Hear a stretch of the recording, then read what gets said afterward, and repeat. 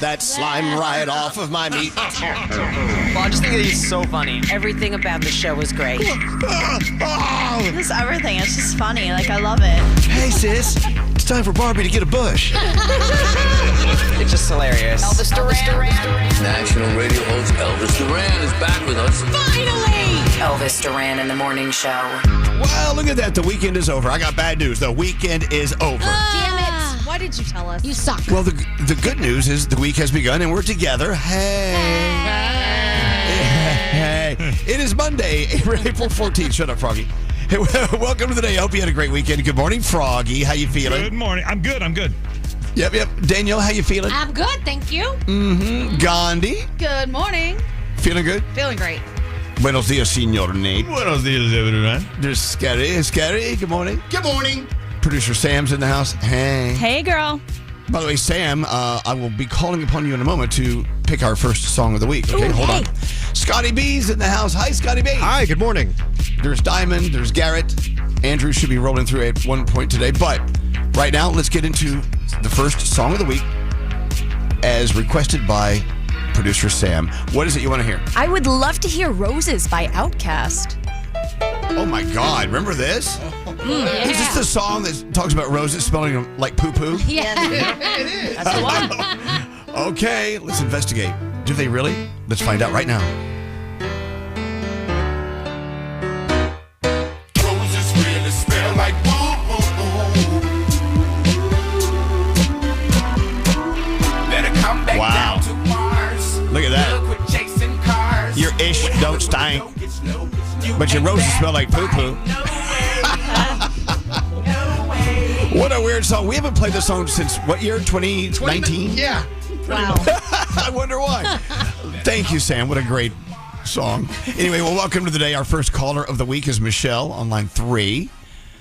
Good morning, Michelle. Michelle met one of her celebrity crushes. Well, good morning. So Michelle met one of her celebrity crushes this weekend. Tell everyone who it was. Chad Michael Murray. Oh, wow. Chad Michael Murray. From One Tree Hill. Oh, wow. So he's got 3 names. He He is could be. beautiful. He has 3 names. He could be an assassin. You could. As we know, most great killers have 3 names. Anyway, so where did you meet Chad Michael Murray? At the Gilmore Girls Convention in New Milford, Connecticut. Oh, wow. But of course, the Gilmore Girls Convention. We weren't even invited to that convention. Damn it. So were any of you guys a Gilmore Girls fan? Like Michelle? No. Yeah. My sister was yeah. obsessed. Yeah? Yeah. Yeah. So what's Chad Michael Murray like these days? Is he still dreamy? Oh, he's so dreamy. He's got long hair. He's tall. He's so nice. He hugged everybody. He talked to everybody. It was amazing. Aw. So Aw, nice. still- Nicest he still person. has- So patient. He still has original teeth and everything? Yes, he does. Wow, look at that. And he's But I on love how you Sullivan's Crossing, too, if anybody watches. Whoa. Well, I love how you say he's so patient. I mean, were the fans crawling him like, were they crawling up him like a tree? Yeah, well, it was supposed to be like a photo op where you just kind of go in there just for a minute, take a picture, and leave. They're not really supposed to talk to you. But he talked to every single person that was there. Oh, wow. Wow. Adult Nice. kids, took his time. Hi, how are you? He weren't rushed at all. It was amazing. How crazy Yeah. packed? Was it like crazy packed? It wasn't awful. The lines were pretty long, but because it was done in a little town, it was very spaced out. Oh. So you didn't actually see everybody all the time. You know, people were in the shops, and people were like on the green, and people were, in all different places. Oh, that's Oh, There's my a God, what a passport that you weekend. had to collect stamps on. It was fun. So did anyone else on the show meet their childhood superstar? Anyone? No. Mine follows me on Instagram now. That makes me so happy. Yeah. There you go. You have that. I mean, I think Scary and Nate went to see Barry Manilow last week. I guess that's Yeah, that as was close cool. as they get. Didn't get to meet him, Yeah. but did see him from afar. Wait, you said that was cool to be Barry Manilow? He was- Cool? I don't know. Oh, that's so cool, Barry Manilow. I got to see Weird Al Yankovic. I got to meet him once in an awkward moment. But Yes, you that's a did. whole other story. Well, look, you are the first caller of the week, Michelle, and you've got that spunky, great, sassy attitude. We love that. What do you have for our friend Michelle? Anything good? Elvis Duran in the Morning Show hoodie, thanks to Hackensack Meridian Health. Yes, I'm dying for that. Thank you so much. Well, there you go. Next time you see... This is my third shirt from you guys. Actually, second. really? You ruined one my for God. me before the pandemic, a T-shirt, and then I bought your 25-year anniversary one with you and the guitar on it. A dream. Oh, wow. And now Michelle, I have this one now. you have more of our merch than I do. I don't even have any of our merch. I see all the great like hoodies and shirts we have. I have I have none of them. They don't give me anything. Well, anyway, you next time you see Chad Michael Murray, tell him we said hi, and you have a great week. Okay, Michelle? Thank you so much. Okay, hold on 1 second. Hey, you know who's on later? We're all very excited about Mel Robbins on the show. Yeah. Love her. She's going to be on later, just kind of set us straight. We need her. Mel Robbins in about 2 hours, so there you go. On the way. Hey, let's get into the 3 things we need to know from Gandhi. Let's get on with the day. So much going on today. Gandhi, where do you start? Let's start in Pennsylvania. A man is in custody and will face attempted murder and arson charges following a Sunday morning fire at the Pennsylvania governor's mansion. According to the Pennsylvania State Police, firefighters responded to the Harrisburg residence of Governor Josh Shapiro at about 2 a.m. He and his family say that they were home at the time and were obviously able to escape unharmed, thank God. He went on to say the attack was targeted, but a specific motive is still not known. The FAA says the tour company that operated the fatal flight that crashed into the Hudson River Thursday is officially shutting down. The announcement came just hours after Senate Minority Leader Chuck Schumer called on the FAA to suspend the company's operating license. The news comes as the FAA and the NTSB continue to investigate and attempt to recover parts of the helicopter from the Hudson River. And finally, I'm really not a huge golfer, okay? But I don't know if any of you guys watched the Masters yesterday. Froggy, I know, did. Froggy did. Froggy did. It was crazy. It was History insane. has officially been made at Augusta National after Rory McIlroy won the Masters to become the 6th player in history to complete the Grand Slam. He defeated Justin Rose in a one-hole playoff to capture his first career green jacket. He's 35 years old and joins Froggy. Please help if I get this wrong. Gene Sarazen? Yep, Gene Sarazen. Ben Hogan, Gary Player, Jack Nicklaus, and Tiger Woods as the only players to win the Masters, PGA Championship, U.S. Open, and the Open Championship as well. Whose kid hit the ball and it went in? Oh, the first day? It was like the first... That was Rory's kid, too. That was Rory's kid. She just tapped it and it rolled all the way into the hole. I'm like, what the hell? Yeah, it was crazy. It was crazy. I find golf so boring for the most part, but yesterday I was like, what is happening? This is crazy. It was great. And those are your 3 things. See, I can't play golf unless there's a windmill and a clown's mouth involved. Putt or bust. I'm with you. Hey, are you ready for your Monday? Yes! Let's fly, baby. Let's go. I'm sorry, the button. I'll try again. Let's fly, baby. Let's go. It's not working. My button's not working. Hey, yo, what's up? This is Eminem. Hey, this is Ava Max. Justin Bieber here. Hi, this is Elton John. This is Britney Spears. With Elvis Duran in the Morning Show.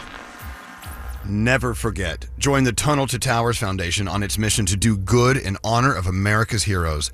Donate $11 a month at t2t.org. That's T2T.org.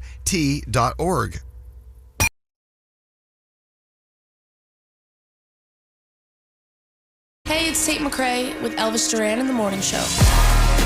There she is, Tate McRae, stopping by, saying good morning. She always stops by at this time every day. Have you noticed that? Yep. Yes. I mean, the day that Tate McRae doesn't stop by is going to be a weird day. It's going to be like, what do we do now? Yeah. Anyway, good morning to you, Tate. Now you go have a nice day. Hey, so Mel Robbins, in just about 2 hours from now, we'll have her on. A lot of us had great discussions over the weekend about her big, huge book called The Let Them Theory. How far are you into that, Danielle? Did you listen to some more? Oh, yes. I listened to it a lot over the weekend, so I'm doing very well. I'm almost done with it, and it's awesome. I love going on my walks and listening to it. What are you getting from it? I mean, just for you. I mean, what are you getting from it? I'm getting that a lot of times that I get upset about things, and I shouldn't be getting upset about them, that's just what a person is going to do, and that's just them. And I have to just take a deep breath and say, okay, don't let it bother you. It's not a big deal, you know? And I'm also taking away that a lot of times I have to do things because it's not just about letting them, it's also about let me. And so a lot of times I feel I procrastinate with things, and I can't procrastinate with things. I have to just do things. You know, my dad told me a long time ago, and it kind of rolls into what we're talking about. And I hated when he told me this, but it's so true. You have to lower your expectations from other people or of other people. You have to just let people off the hook. They're going to disappoint you. You're going to disappoint yourself. Mm-hmm. You just got to move on. Just let it go. Yep. letting go is just a very difficult thing to do, is it not? Yes. Yeah. There's also a problem with this book because What's that? my husband and I we both love her, right? So now we're using the let them theory on each other. In what way? Like, give me an example. What are you doing? So over the How weekend, are you torturing each other? So over the weekend, we were at a track meet, and he made a comment about something, and I said, you know what? Let them. And I looked at him, and he goes, oh, no, you don't. I go, oh, yeah, I'm going to let you, just like Mel says, let them. And I walk away from him, and he's like, wait a second. So Wow. we started using it on each other, but telling each other that we're using it on each other. You're using her as a tool Yes, to fight your husband. I am. It's so funny. I don't know if that's sort of counterproductive in a way. I think that's what she wanted out of it, for sure. so. Exactly. To She wants us to be able couples to Definitely. really just kind of stick that knife in and turn it. Yeah. Let them. Well, anyway, so Mel Robbins on in just a little bit. So hang on. I can't wait to have our discussion with her. Let's get into the horoscopes. Producer Sam. Hi. Who are you doing these with today? So I asked Scotty B, but now I feel badly because I see his daughter Cooper is sleeping in his studio. Oh. Okay, well, this is a working show. People cannot take naps.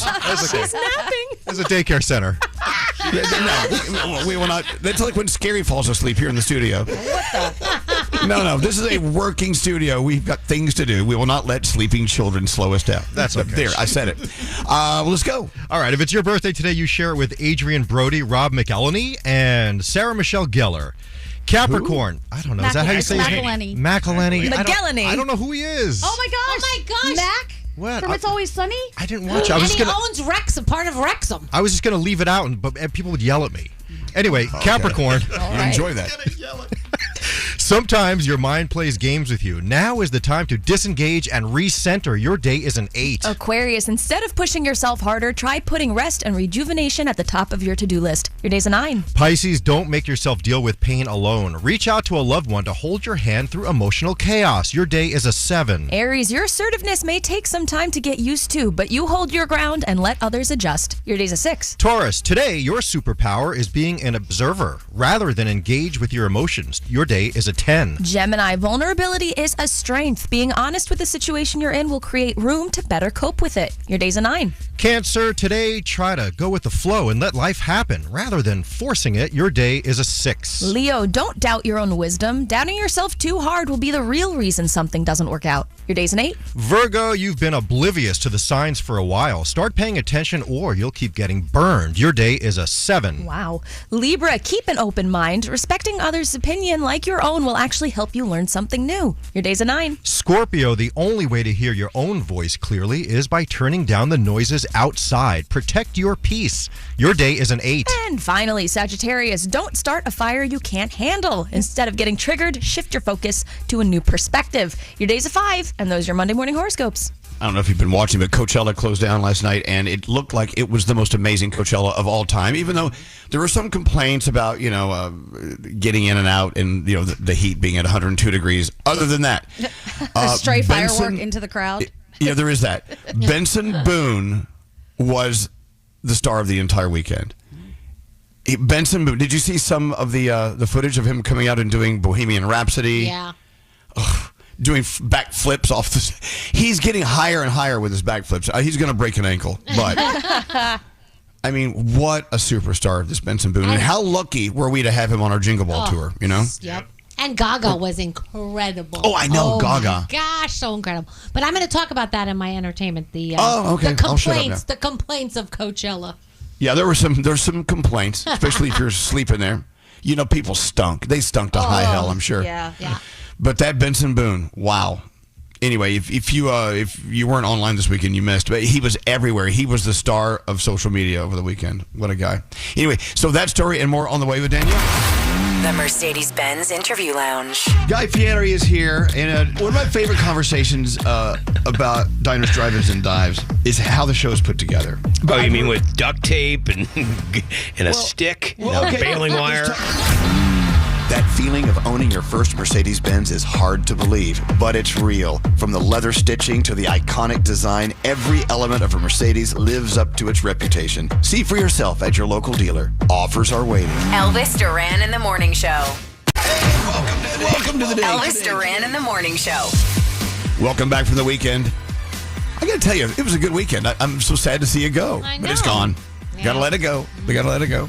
How was your weekend, Danielle? What'd you do? It was amazing. We had a track meet. I did a lot of organizing in my closet, which made me feel good. But I got to see, Judy Torres, our friend Judy Torres.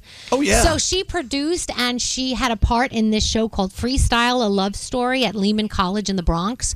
And so I got to go there, and it was an amazing show. Not only was it an amazing show, but it was so cool because I got to relive my childhood, all the freestyle music, and there were references in the show like, Iraq Z Cavarici, the Limelight, Danceteria. Oh, God. It was so, the crowd was incredible, screaming and dancing, and we just had the best time. Danielle, you got to stop. You got to stop. You wear me out. Danielle, do you guys agree? She wears me out. Does she wear you out? For sure. Danielle is always going somewhere and doing something. It's like you're running. It's like you're running from something. What are you running from? I don't know. I'm going to 2 shows this week, too. I'm so excited. Okay, what are you seeing this week? Well, Wednesday, I'm going with Deanna to see the one that you and Gandhi saw, the one with Chris. Maybe Happy Ending? Yeah, and tomorrow, I'm going to see the Stranger Things play on Broadway. Nice. I can't wait. Seriously. It's like Danielle's always on the run, and it wears me out just listening to what you're saying. Sorry. You're doing. Does anyone agree with me? Absolutely. No, don't apologize for it. God, I wish I had your energy. Okay. Gandhi, how was your weekend? What was the highlight? My weekend was great. Well, the highlight, I guess, Brandon popped up yesterday, kind of unannounced. Like, he told me a few hours before he was coming that he was coming because he had some business he had to handle here. So that was fun. And then I went to Conveyor Belt Sushi, always a good time. And then I went out to dinner on Friday night as well. Yeah. Froggy, how was your weekend? Oh, it was great. On Saturday, we actually Friday night and Saturday went to Daytona to a charity event. Provision Packs. They provide food to lower income families so children don't go to school hungry. We went and did a charity event for them.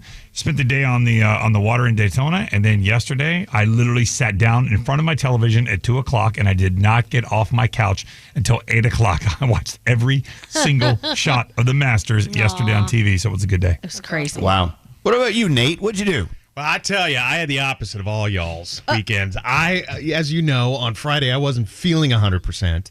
So I went home and I slept for 36 hours in the span of 48 hours. I was exhausted. Wow, I don't know good for what you. happened. I diagnosed myself with sleeping sickness, but there were no tsetse flies around, so I don't know how I got it. But it was insane. What? I love it.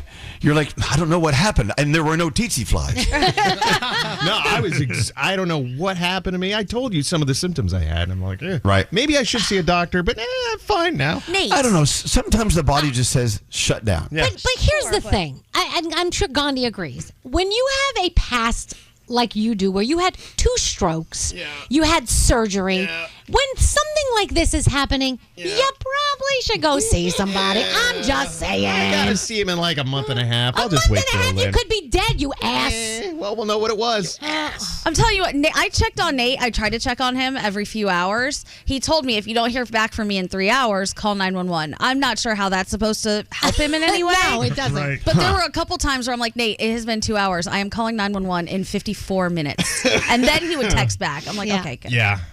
I was, have you been like that, Elvis? I just got hit by a truck. Yes. You know what? Sometimes your body, they say you should always listen to your body. Your body will tell you what you need and what you don't need. And your body was saying, you need to sleep. Yeah. I don't know. I don't think he's about to have a stroke or pass away. I think Barry Manilow was the thing that just pushed me over the edge last week. I think going to a Barry Manilow concert is the closest thing to having a stroke as you could ever have. Yeah. If ever you want to feel what a stroke feels like, go see a Barry Manilow concert. Scary, how was your weekend? It was great. Friends were in town. I had dinner with my friend British Warren, and then I had a brunch with Chicago Brian. Yesterday, my father, my sister, and I, we went out to the Holy Rood Cemetery in Long Island, and we planted the palms for Palm Sunday for all the deceased, including my mom, my grandparents, my great-grandparents, and then we went over to the other cemetery in Brooklyn for my other side of the family. It was a day of that. Aww. But it was, you know what? It was awesome. It was so cool, and it was just, I take a lot of pride in this stuff these days. So, and then we had a nice brunch at Copper Hill in Williston Park, Long Island. Oh, what a beautiful Wow, look at place. that. Well, me, you know where I am every Sunday, like clockwork. I'm at Alma. Yeah. Did you do It's a meet Sunday. and greet at Alma? Oh, yeah. Absolutely. At Alma, every Sunday for Sunday Sauce, we have to be there. And a lot of our listeners were there. And you know what happens? If you show up to Alma, even if I'm not there, and say, hey, I heard about your restaurant from Elvis Duran on the morning show, they have to give me a free glass of wine. I love it. I had 4 glasses yesterday. Complimentary. He must owe you a whole vineyard at this point. Oh, he does. Vats. He owes me vats of wine. We had a great day with some friends. It was a beautiful day. All right, let's get into the Danielle Report. So much going on. All right. And like I said, the headline, with me anyway, watching social media over the weekend, was Benson Boone at Coachella. Mm-hmm. And Lady Gaga. Yeah. Coachella this year, even with all the complaints, they said it was just an amazing show. Yeah. So you want to get deeper into that? Sure, we'll start out with all the complaints. So Travis Scott, Gaga, Benson Boone. I mean, the list goes on and on who took the stage for the first weekend, and it was amazing. People thought the show was great, but Coachella ticket holders that paid hundreds of dollars for access to that car camping area said that they waited in line to get in 10 to 12 hours. Oh, no. Mm-hmm. They called it Coachella. And they said that people had rushed to get to the festival because they wanted to catch Lady Gaga Friday, Charlie XCX, and Travis Scott. They performed Saturday night. Post Malone closed the show on Sunday, and a lot of people were saying it was 100 degrees outside. People's cars were overheating. They were running out of gas. There were no bathrooms anywhere. And they said, and we paid over $600 to be here. So absolutely ridiculous. So, yeah. But other than that, the performances were fantastic. So this is it. This is the morning where Katy Perry, Jeff Bezos' soon-to-be wife, Lauren Sanchez, Gayle King, and others, the all-female crew, are going into space on Jeff Bezos' Blue Origin. The launch window is around 9:30 Eastern Time, which is 6:30 Pacific Time this morning. I know Katy Perry took to social yesterday, and she was talking about how she had good feelings about this because her mom called her a couple of nicknames that were associated with the flight and the launch. So Jeff Bezos' soon-to-be wife is actually the flight commander. She is in charge. So there you go. So I guess it's all going to be happening while we're on the air this morning, right? So it'll be cool to see how it goes down. Did any of you see a Minecraft movie over the weekend? No. Okay, so it once again won the North American box office, brought in $80.6 million in its second weekend.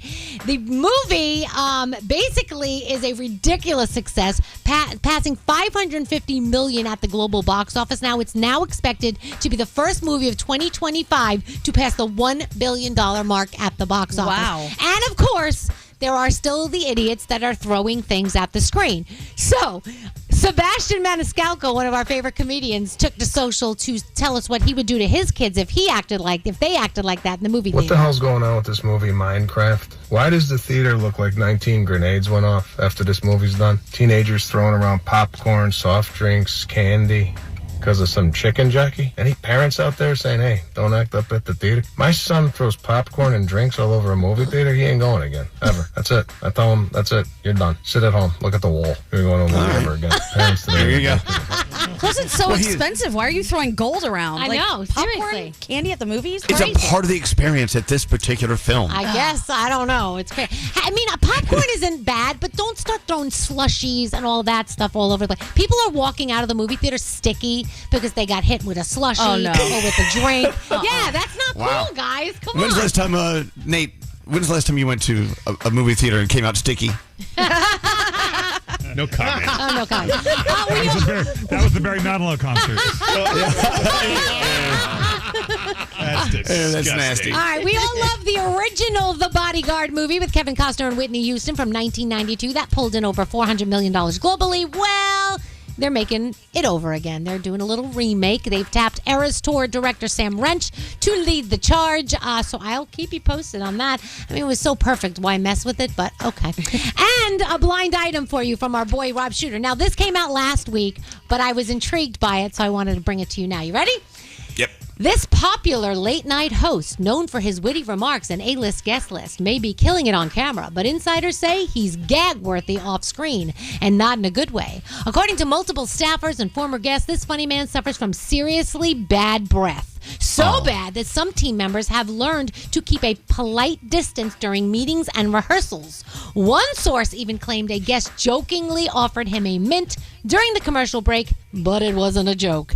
Despite his charm and comedic timing, he's earned the not-so-flattering nickname Halitosis Harry among the crew. Some say it is due to stress, skip meals, or too much booze, but whatever the cause, the smell is very real and very unwelcome. Well, I don't think it's Jimmy Fallon because he always has very sweet breath. Oh, yeah, whenever he comes here, he smells We've all lovely. been close yeah, enough. Yeah. Who could it be? I Who's don't know. So who's halitosis left? Harry? I don't know, but I want to know. I'm gonna text Rob and see if he'll tell me. Yeah. Because sometimes he'll tell me as long as I don't tell everyone else. Okay, so American Idol's on tonight. Part 2 of the top 24 performing in Disney. You've got The Voice. The second season premiere of Holy Marvels with Dennis Quaid. You've got all your NCIS shows. And were you talking to Nate about a show before that you're loving, Elvis? Oh my God, Mobland. And that is on? It's a Guy Ritchie production. It's on Paramount Plus. It's so great. Okay. But even though it's British and they're speaking the Queen's English, I do have to turn the subtitles on so I can understand what they're saying. It is fantastic. All right, cool. Yep. And that's my Danielle report. Mobland. Well, thank you, Danielle. Hey, the countdown's on till Mel Robbins is here and talking to us. From now till then is how long? Roughly an hour. Just a little over an hour. Mel Robbins on the way. We're not normal. Elvis Duran in the Morning Show. Rocket is giving every home one address, rocket.com, a single, seamless home ownership platform that helps you find, buy, sell, finance, even refinance your home. Visit rocket.com, the new home for all things home ownership. Rocket, own the dream.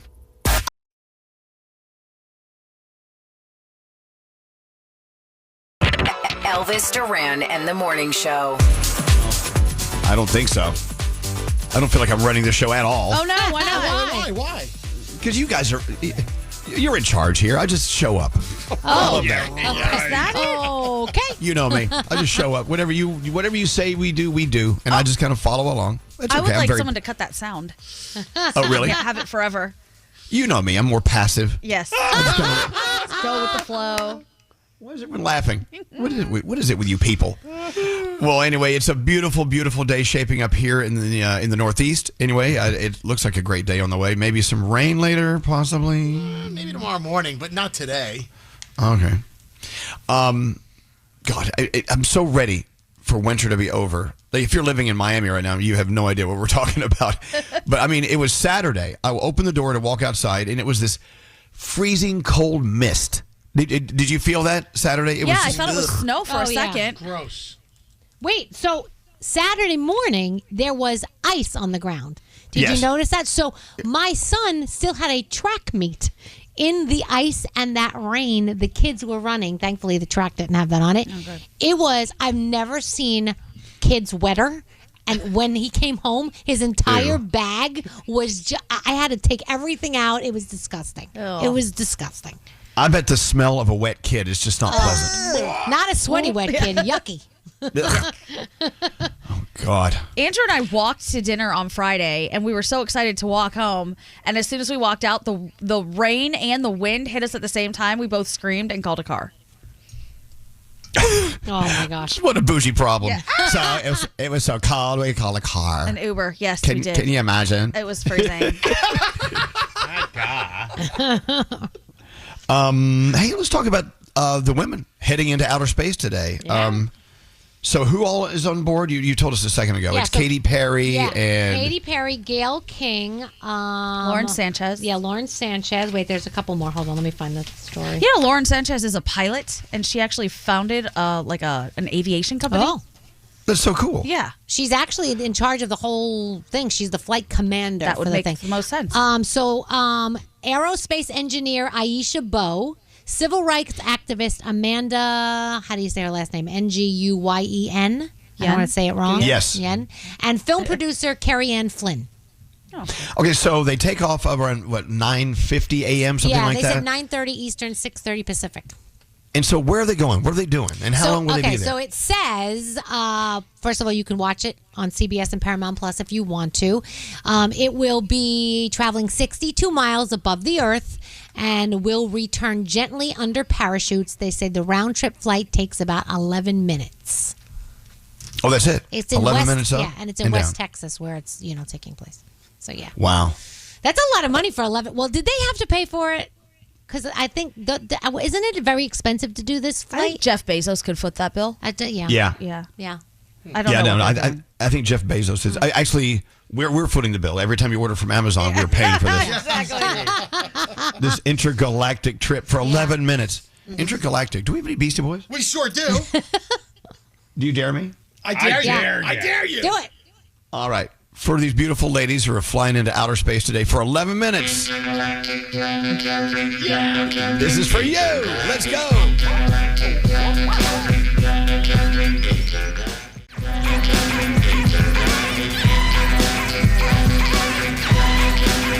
All right. Well, intergalactic Beastie Boys did not stand the test of time. I love that song so much. You like this song, really? Yeah. Okay. Beastie Boys can do no wrong in my eyes, but I don't know about that, but I like the song. I never heard the song before. Oh, really? What? Yeah, I we used to swear play it to a you. lot. we should play it. I didn't never heard it. It's okay. It's okay. It's over. Let's pretend it didn't happen. Hey, so we love it when Gandhi brings us her games, her music games, her sound games. Today is a really special one. I mean, just after we played a song that was, 22 years old? I think more than that. 28. Yeah. 28 years old. Gandhi says it was just 10 years ago that we had so many hits that they're still standing up to the test of time, right? I can't believe these songs are 10 years old. Yeah. Yeah, when you find out these songs are 10 years old, it will make you feel old. Yes. So if you can figure out what these songs are, it's a simple contest. We'll play a little snippet, right? From the first beat, maybe? It's actually from the first lyric. Oh, okay. Yeah. Slightly different. So if you can tell us the name, what title and artist, or just title or artist, which one do you want? I would say title. Okay, if you can get the titles of these songs that are 10 years old, you win a glamorous prize from Nate. Call now if you know your music, your 10-year-old music. Call Diamond now at 800-242-0100, and we'll see if you can figure this out. I know that Froggy and Scary would win this contest. Yeah, I think you guys, you're great with old songs, right? So call now, and hey, we haven't checked in with Diamond. How's she doing? Is she over Tired. there? What's wrong? What's wrong with you? What's the matter, Diamond? Hi. Is she tired? Is she worn out from the weekend? Yeah, she's tired. She went to see Vibes Cartel on Friday. Yeah. And you're still paying the price on Monday? Oh, yeah, I am actually. I'm dragging. Yeah, But it's okay. you It was wagon is worth dragging. That's cool. You guys, you do so much. I mean, this is the most active room of people I've ever met, especially Danielle and now Diamond. It's good. We need to be active. And Scary actually got off the couch and didn't rot this weekend. I did a lot this weekend, yeah. Anyway, well, we're all paying the price today, but it sounds like everyone had a great weekend. Okay, call Diamond now if you can identify songs that are, believe it or not, 10 years old. 800-242-0100. The Brooklyn Boys Podcast. I want to read his next one because he gave us 2 stars out of 5. How's your corned beef? That's where I go. Take another bite. Okay, well, what is his review of our podcast? Abe77. Yeah. Abe says, stop eating during the podcast, dummies. Listen to the Brooklyn Boys Podcast on the iHeartRadio app, Apple Podcasts, or wherever you get your podcasts. Elvis Duran in the Morning Show. Elvis Duran in the Morning Show. So exciting. The countdown is on. Mel Robbins is going to be on with us in just a little bit. Of course, everyone's reading this book, The Let Them Theory. Yeah. I know Danielle's listening to it on Audible. Yep. And you know what? Let's talk to her about that, about the difference between reading it and listening to her do her sidebars. There has to be extras because she goes off page all the time. I know it. Just the way she talks, and she goes, well, wait a minute, let me tell you. And then she's I'm like, I love it. I love it. You know, a good friend of mine considers her to be his therapist. Just listening to her, reading this book. I mean, Mel Robbins is one of the smartest people I've ever heard speak about relationships, getting along with people, lowering your expectations of people, letting yourself off the hook, all of the above. The countdown's on. She's on how far from now, Nate? A little under an hour now, Elvis. Oh, God. Can we just rush it up? Can we just go faster? You know what else I downloaded this weekend because of you, Elvis? What's that? Jefferson Fisher. So he's amazing. So Sheldon follows him as well on Instagram, and I'm like, well, let me start following this guy. So we were talking about him over the weekend in his new book, The Next Conversation, and he is also the narrator on Audible. So I downloaded it because I'm so excited to hear him talk and read it to us. So that'll be next. Yeah, get to know Jefferson Fisher, like Danielle's doing it. He's an attorney, I think a trial attorney from Texas. He started doing these motivational thoughts, sitting in his car, behind the steering wheel, and he would just, do a selfie video, and he would put them out in the universe, and it's just great stuff. Yeah.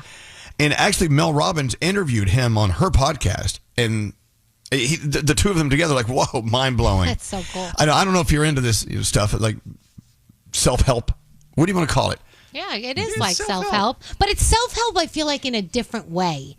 I don't know. It's not the self-help from back in the day where they shove this stuff down your throat. The thing I love about her is that she wants you to learn from examples. Like, she tells you exactly what she went through and why you don't have to go through it as well. And she uses tons of examples in the book of her life story. So it's Mel. Yeah. Yeah, she's great. And that's a good way to set the table with her. I mean, that is how she does it. She's great. Anyway, we'll find out you'll find out on your own when you hear her with us in less than an hour. Mel Robbins is on the way. All right, Scary, give me some music here. Gandhi has come up with another incredible game. This one, what do you call this? A decade old? Is that what we call this? Sure. Sounds good. These songs are 10 years old, and you're going to freak out when you find out they're that old. Yeah, 10 years just seems like so long ago. A decade, it's a long time. Yeah. And then you hear these songs and you're like, they're 10 years old? Oh my God. Well, we're all good luck dying to at a Jenna. rapid pace. Yeah, time is rolling fast. Hey, Jenna, how you feeling? How was your weekend? Good? Hi, good morning. It was wonderful. Did you guys know that I talked to you 2 years ago, exactly 2 years ago, playing Gandhi's music game? Whoa. Really? Wow. Sounds so familiar. Really, How did you do? How did you do then? I did really well, so I really hope not to disappoint this time. Okay. Well, if the game you played with us 2 years ago was songs that are 8 years old, they could be the same songs today that are 10 years old. Yeah. We'll see. So these songs, Gandhi did her research, as she does with these great games. She did her research. These songs were a hit 10 years ago. Is that the best way to describe these songs? In the year 2015. Wow. Maybe they'll all take you back. Maybe they won't because they feel new. So, Jenna, she's looking for the name of the song. But you can guess the artist, too, but that's not going to get you closer to winning the grand prize. You have a big prize for this? Something really juicy to give away? Massive. Oh, that sounds like you have nothing. Maybe. You'll have to get to the end to find out. Hey. We'll find out when we get there. All right, so, Jenna, here we go. A decade old, song number 1. What is this? Nice to meet you. The name, there's so many names. Yeah. I know it's Taylor. I actually used to kind of live near her in PA. Oh, wow. Oh, no. Okay. If only that would help. Yeah, you're going to get the Scary, why are you hitting the buzzer so fast? Either you got it or you Well, don't. Scary, that's not your call to just hit a buzzer because you don't think she's going to get it. Who do you think you are? Buzzing our listener. How rude. It's bad blood. It just popped in my head. No, it's not bad blood. Okay, buzzer. Oh, I got the buzzer. I think You're Scary, going to you're get right. the first lyric of every song, so Yeah, good luck. that was Blank Space, Taylor Swift. But I got a blank space, baby. And I'll write your name. There you go. Big hit. 10 years ago. My God, that was 10 years ago. All right, let's make sure you don't get buzzed on this one. This is a decade old song number 2. And I know she'll be the death of me. Well, it's the weekend. Mm-hmm. So maybe I know my artists and not the song names. Sing it out. Can I hear it one more time? And I know she'll be the death of me. Mm-hmm. I'm getting buzzed. So sorry. Ah, there it is. Can't Feel My Face. The weekend. I got my face when I'm with you. That was 10 years old? Yes. Yeah, that's crazy. Oh, my I God. know. Are you sure? Yes. Oh, my God. How old does that make us? Don't answer that. All right, here we go. Here is a song, 10 years old, number 3. You used to call me on my... Okay. Drake. Okay. I know my artists. Why are these... you guys make me nervous because I love you. Okay, well, listen to the lyric he gives us. It may give you a little bit of a clue. Okay, play it again. You used to call me on my. Okay. All right, give it a buzzer. That's Hotline Bling. Yep. And I know when that hotline bling. Man, that's when Okay. Drake was on top of the world. Yeah. Remember? All right.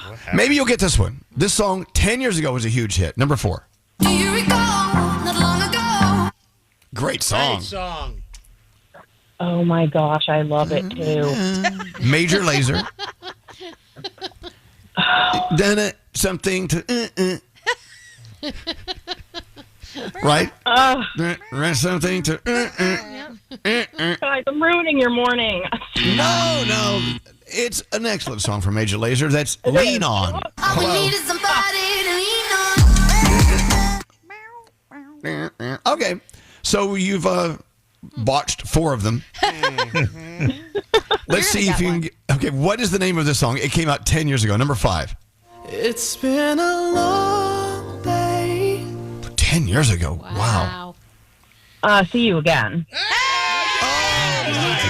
God, you did. You got it. Yeah, that one's important. Wiz Khalifa, Charlie Puth. Excellent. All right, let's see how you do with this one. This song is 10 years old as well. Number 6. Oh, love it. Dance with me? No, shut up and dance with me. Yeah! Shut up and dance. There you go. Walk the moon. Shut up and better dance. about myself. All right, now you got 2. You got 2. Let's see if you can get this one. Number 7. I'm hurting, baby.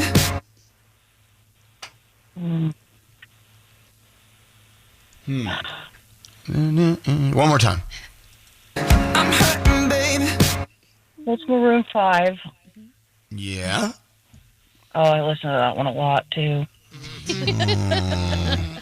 All right. Is that Sugar? It's Sugar, right? Sugar. All right. You know what? You're like me though. I wouldn't get these right. I can get the artists. I can't get the titles. All right. Let's see if you can get decade-old song number 8. Here it is. When your legs don't work like they used to before. Ed Sheeran. Yeah.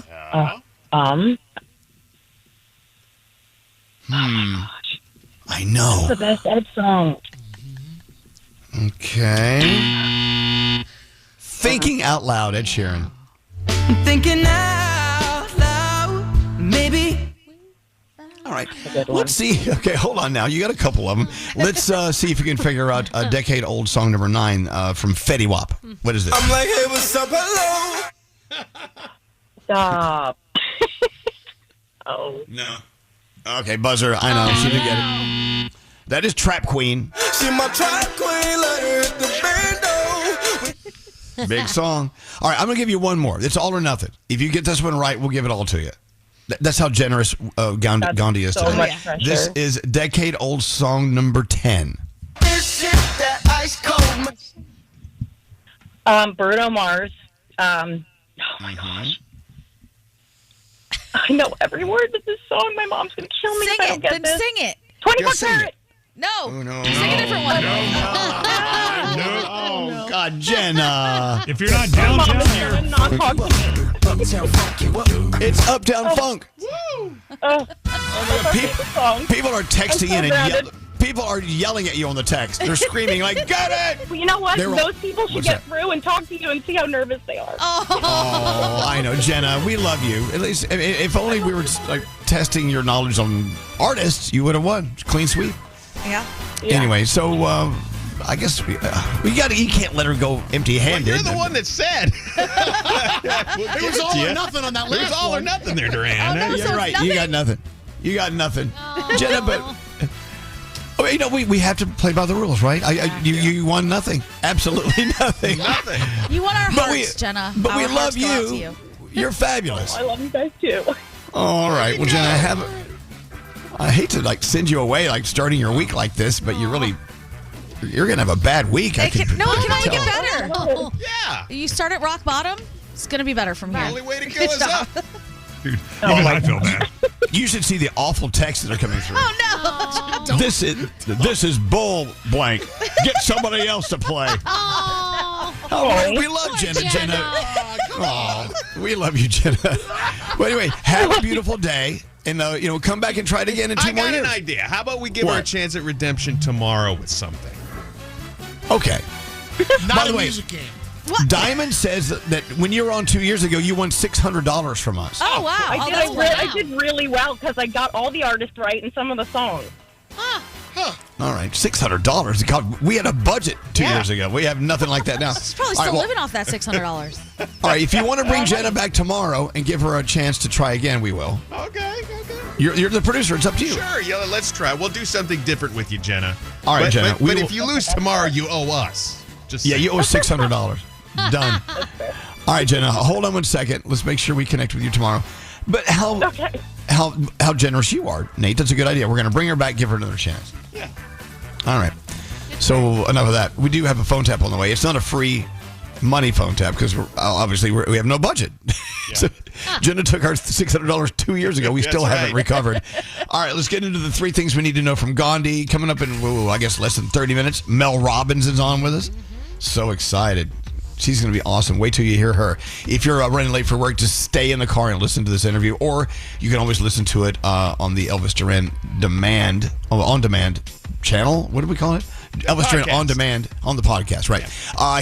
Here we go. 3 things from Gandhi, and then let's move on. What's going on, Gandhi? All right. A man is in custody and will face attempted murder and arson charges following a Sunday morning fire at the Pennsylvania governor's mansion. The suspect has now been identified as Cody Balmer. According to the Pennsylvania State Police, firefighters responded to the Harrisburg residence of Governor Josh Shapiro at about 2 a.m. Shapiro says his family was home at the time and they were able to escape unharmed. Thank God. President Trump is calling on the FCC chair to give substantial penalties to CBS. According to the Huffington Post, the president is furious over the 60 Minutes Sunday broadcast about the opposition from Greenlanders as far as becoming part of the U.S. and the failed immediate promise to end the Ukrainian war. Trump is urging FCC Chair Brendan Carr to issue the network maximum fines and punishment and saying they should have their license revoked.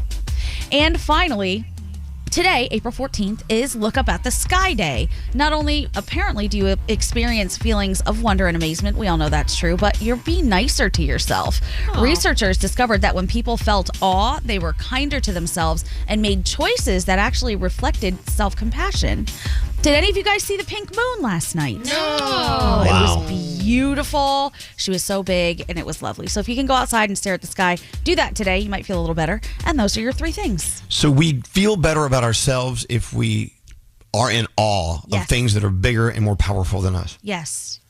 Think about that feeling when you're standing right on the beach and you stare out at the ocean and how vast it is. Yeah. Wow. I think it's a very calming, centering moment. When you're hiking and you see a massive mountain, any of that kind of stuff. It's great. You have to be in awe. I mean, it's the same way you feel when you walk into a room and I'm there, right? Without you're in awe? a doubt. All the time. Without doubt. I nearly faint every time. Wow. Pretty incredible. Yeah. All right. So thank you for that. I like that. So be in awe. Yes. Like I remember the first time I saw the Grand Canyon, I was like, oh my God. Yes. Absolutely. It's always good to remember that we are just a small, minuscule dot in the universe. And the universe is so important, so powerful. I love that. Great story. All right, your no money, free money, no money phone tap. Is we going to call it that? Yes. Yeah. A 0 money phone tap is coming up. Elvis Duran. The haggiest. Elvis Duran in the Morning Show.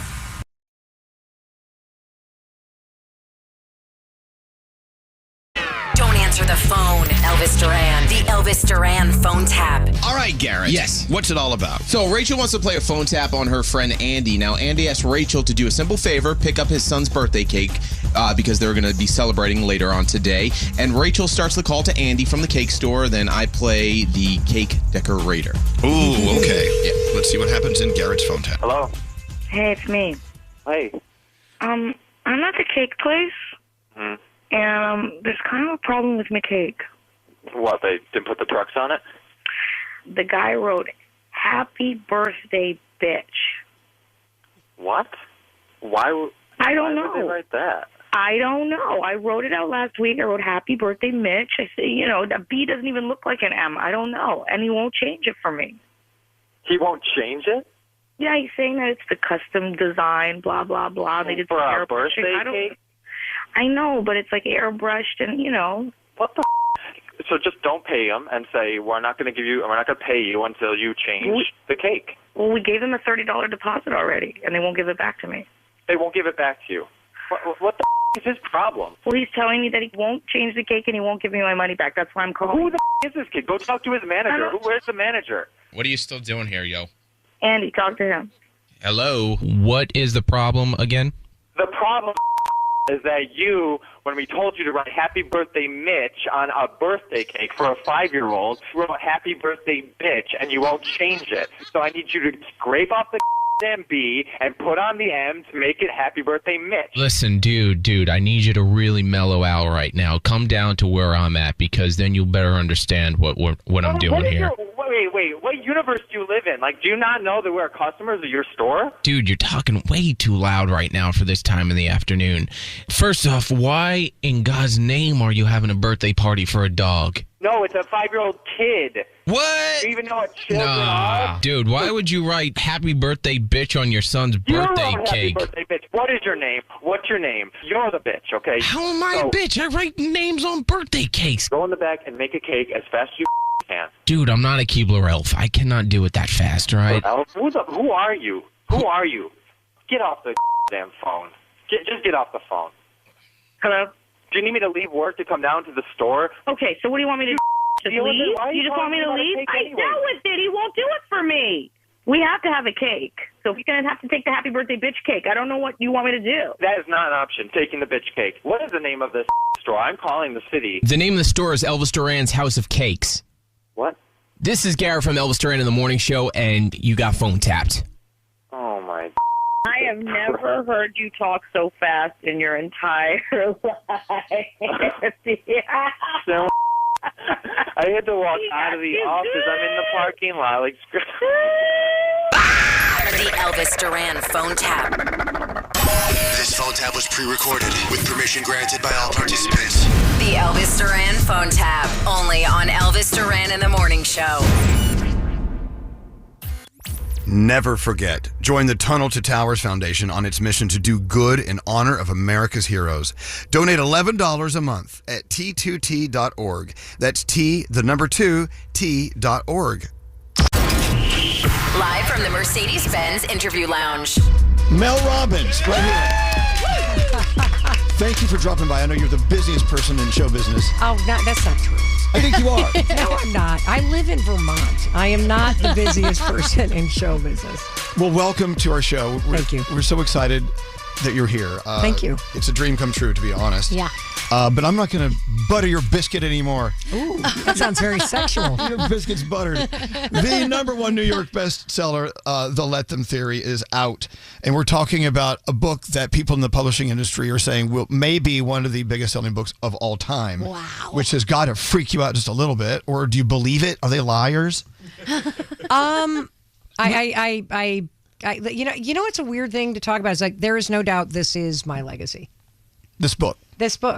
This is my legacy. It's so, I can't believe I'm going to start crying again.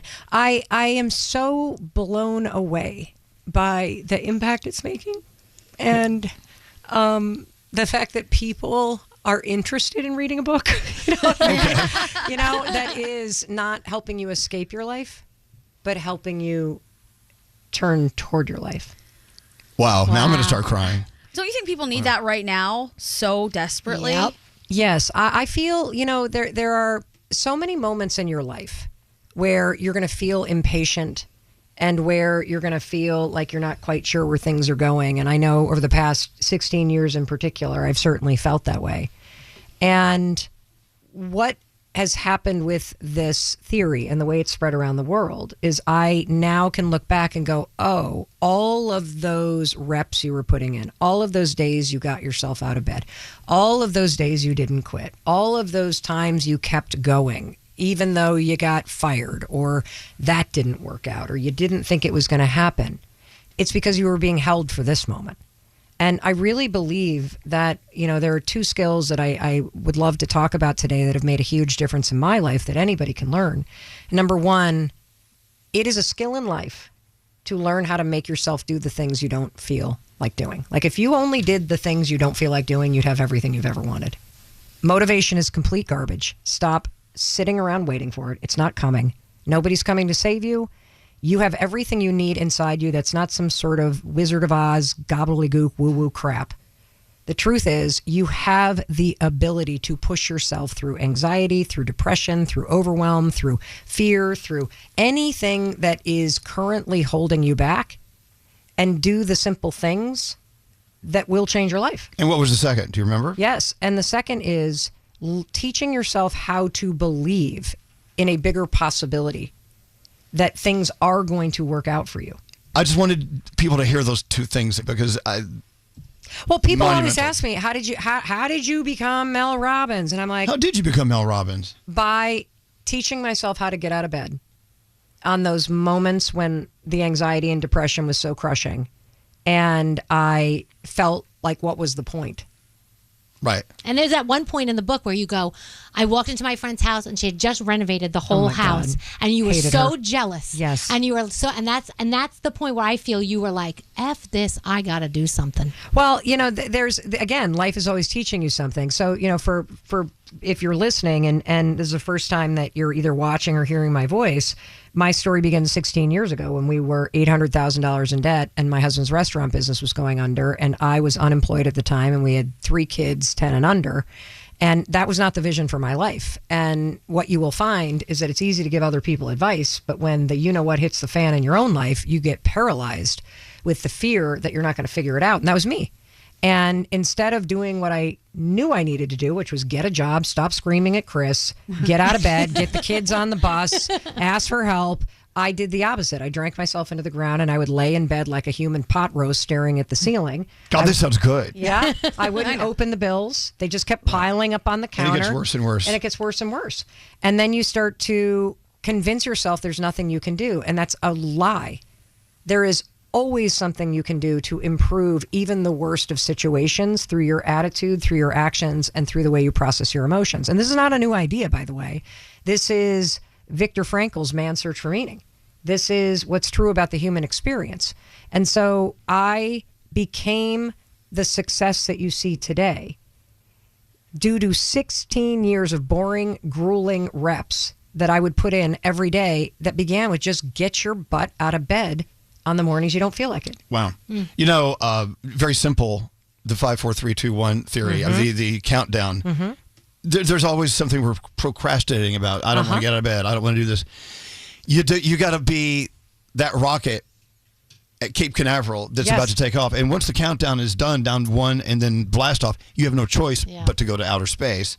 And it actually works. I've actually applied this to my life, and it works. When I first read it, I'm like, this is stupid. Yes, I agree. It's so stupid. Number 1 bestseller over this crap. Yes. It works. It works. Tell everyone what it's so all the about. 5-second rule is super simple. It's a hack you can use for instant courage or motivation.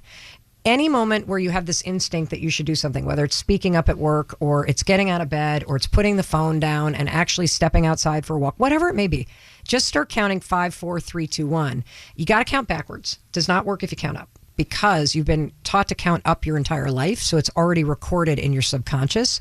The trick works because if you count backwards, 5, 4, 3, 2, 1, it requires a moment where you have to focus on the counting, and that pulls the front part of your brain, the prefrontal cortex, online. So now you've just activated the part of the brain that you need to change behavior or to actually push yourself to do something. You're now in control for a moment. And the other reason why it works is because it's like the first domino. Counting is an action. And if you've actually decided to count 5, 4, 3, 2, 1, you've already decided to do it. So you're going to do it. It's the first domino. Yeah, and then you move. 5, 4, 3, 2, 1, move. Now, I didn't know any of this when I invented it. I invented it after having 4 bourbon Manhattans and seeing a rocket ship launch across a television screen. Right. And thinking, oh, my God, okay, that is a sign from God. Tomorrow morning, I'm going to launch myself out of bed. Yes. Great ideas happen at the bar. I have no problem with that at all. I always say that, my expertise comes from being life tested. Right.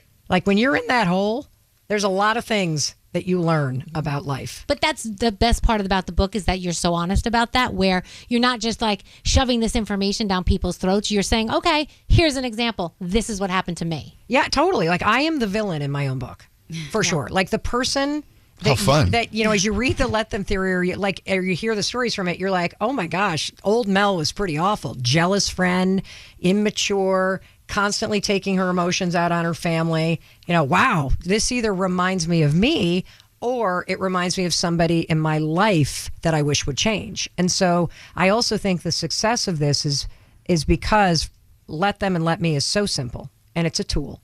You don't have to think about it. You just use it and it works. And also, this is a book that is largely about stories, but the stories are what translate the research. But I'm sure from time to time you still throw sharp objects and Of get course. crazy. Okay, just making sure. Very important. I need to know that. Oh my God, yes. So, from all the things that you're saying, it's not about the end. It's more about the beginning and getting started. Yes. How can you, I know you're saying get out of bed, but for people who are just super sad and they're having a tough time that day, aside from get out of bed, what do you tell them? Well, if you're having a tough day, the first thing I want you to understand is that in order to have good days, you got to have bad days. And reminding yourself that this is temporary and that another wave is going to come and you have the ability to just ride this wave. You don't have to gaslight yourself into positivity. You can just allow yourself to be sad. One of the things that is very helpful for me is to say things like, I'm sad because. I'm going to allow myself to be a little down today because. And the because is important because then sadness doesn't become your identity. You've identified the thing that makes you sad. And there are going to be times where being sad or heartbroken or down is a mentally healthy response to the things that are going on in life. And, the other thing that I would tell you is I do think the Let Them theory will help a lot, because if you find that you're at a point in your life where you're overwhelmed, you're struggling, you're worried, you're sad, you're tired, or you just are working very hard and nothing's clicking, the problem isn't you. The problem is that you unknowingly are giving so much of your power to other people, to what they think, to their expectations, to their moods, to the drama that's going on, to their beliefs.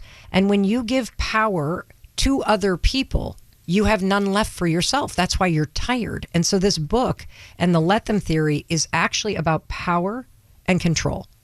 What can you control? What can you not control? Where is power and where are you giving it away? Wow. The Let Them theory. There is actually a theory. There's actually sort of an easy to figure out outline to that. I want to get into that in a second. We'll be right back.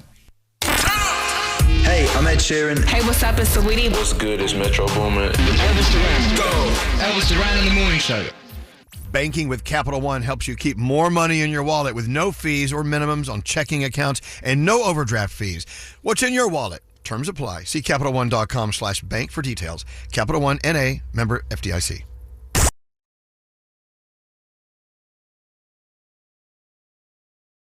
Elvis Duran in the Morning Show. And we're back, more with Mel Robbins. So when you and your daughter together wrote the Let Them theory, they knew they had a hit already. They knew this thing was going to be big. Well, I'll tell you why. Because it was excruciating to write this together. So she does this research project where I wanted her to go and look at all the comments online from the podcast and from some of the social media posts that we had put up, look at articles that were starting to get written about Let Them. And she came back and was like, you can't write this book. And I was like, why? And she said, well, everybody loves it except for there's like this slice of people that are saying Let Them feels good if it's making them lonely. And then you're kind of left sitting with, now what? My brothers and sisters don't reach out unless I do. My friends aren't checking in on me unless I check on what. Now what? And she says, you can't put a book out that makes people lonely and kind of arrogant. And she said, there has to be a second part. And that was the genesis for Let Me. Right. Because you have to let them is when you stop worrying about other people's opinions and feelings and moods and making it your responsibility to make everybody else happy. And then you got to go, okay, but now what? Let me remind myself that my power is actually in how I think about things and what I do or don't do and how I process my emotions. And so she is the reason why the Let Me part started. And then I was like, well, then we got to write this together. So now we have two totally different working styles. Like my brain is like, take a bunch of mice in a cardboard box and tip it over in a kitchen. And she's a walking Excel spreadsheet. Plus we're mother-daughter. We were like, I would come and be like, I want to write this story about my friends and being a jealous, jerk. And she's like, nobody my age cares about that story. And then we'd fight about it, and then we get mad, and then we'd both be like, let her. And then she would leave and go to a different room, and then I would leave as we'd get frustrated. And so we actually sorted through every aspect of the book. We argued over everything because she wanted to make it relevant to 20-somethings. I wanted to make it relevant, to kind of like a little bit older demographic. And the result was we argued over every word. And in fact, another incredible story is that when we wrote the love section, we're getting near the end of the book. There's 8 sections. Her boyfriend of 2 years, the one she thought that was going to be the end of the aisle, dumps her. She's like, I hate this theory. What am I supposed to do? Just let him leave? Let him sleep with somebody else? What? And so we wrote the breakup guide and using the let them theory as she was going through it in real time. And I got to say, it was incredible because she had to use let them to manage her emotions and the let me part. And I had to use let them and let her to give her the dignity of her own experience without wanting to solve it. Like, I wanted to text the other mom constantly. I wanted to reach out to him. Like, when she's like, one of the pieces of advice is nobody actually goes through the detox in a breakup. This is why you don't get over people. When you break off a relationship, what you don't realize is that you are neurologically and in your nervous system hardwired to be connected to this person. So for the first couple of weeks, when you think you hear them talking, that's not because they miss you. That's not because you should get back together. That's because your brain has patterns that have been encoded that it's just repeating. And if you've never gone 30 days without looking at a photo or listening to a voice memo or watching their social media profile, then you've never fully actually given your nervous system and your brain a chance to get over them. Every time you listen to a voice memo, every time you look at a photo, you reactivate that circuitry. It's just like an alcoholic who has a drink. And so you have to do this 30-day thing where you don't look at anything. Put their stuff in a box. I had to go through the digital frame in the kitchen. Pause.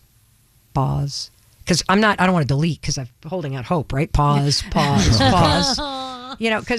But I have to let her have this experience. And what's interesting is when you have somebody in your life who's going through something, it's so uncomfortable that you want to save them from it.